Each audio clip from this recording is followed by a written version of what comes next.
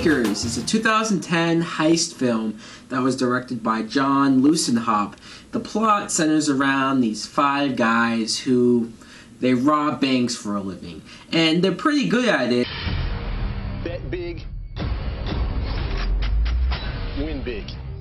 Until one of their old partners, T.I., gets out of jail, and like the first day that he's out, he contacts them and he's like, hey, let's do this big job. The biggest job that we've ever done to get what? Lots of money. Get on the floor! So when you do a big risk like that, there's a lot of big dangers that come with it. Now what I thought of Takers was, I guess it was okay. Alright, let me talk about what I didn't really like about the movie.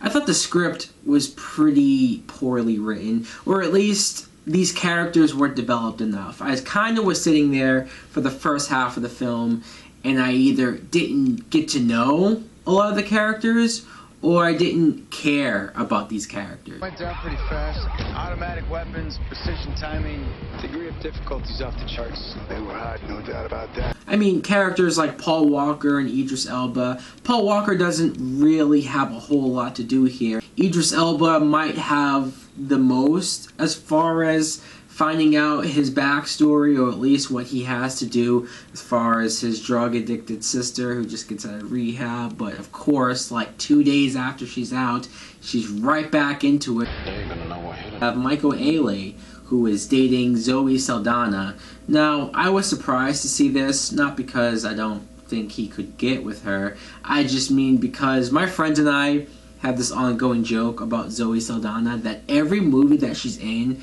she never dates a black guy. Or at least it never seems like she dates a black guy, and we assume that maybe she had something in her contract that said, hey, I don't want to date black guys.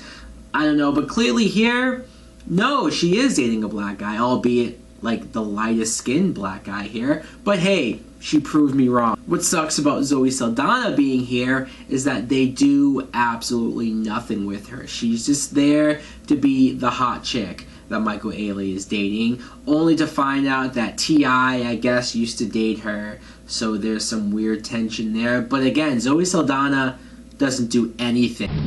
What's up? I got a deal we need to discuss. You coming at me with the job right now? Chris Brown, for some reason, is in this movie, and Hayden Christensen, which, okay, I know a lot of people who hate this guy as an actor. I'm not saying he's a great actor, but I don't dislike him. Here, though, he was just there. I think I mostly gravitated to the cops who were chasing these guys down. You have Matt Dillon and Jay Hernandez. Matt Dillon is, okay, your typical obsessed cop who is doing everything he can to find these guys, but he was a good actor, so I didn't mind him. And Jay Hernandez as his partner, there was a lot of interesting things going on with his character that I guess I shouldn't spoil. But again, I like Jay Hernandez as an actor. Only so many people know how to use C4. We were definitely out to something big. The movie didn't really pick up for me until the halfway point where you see them go after this big heist. And that scene was really intense, and I enjoyed that a lot. We're in trouble here. The street blew up. Keep it clear down below, boys!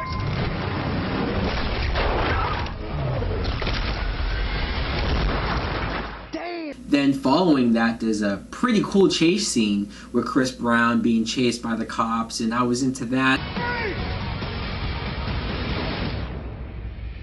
Then there's a whole big shootout, and it's all really about whether these guys can trust T.I.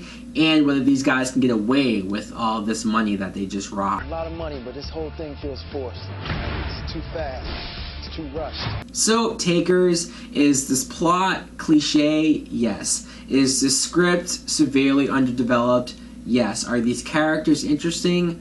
Not really. Why did it take 4 writers to write this movie? Some of the acting is a little choppy from guys like Chris Brown, which of course, Hayden Christensen, like I said, is kind of just there.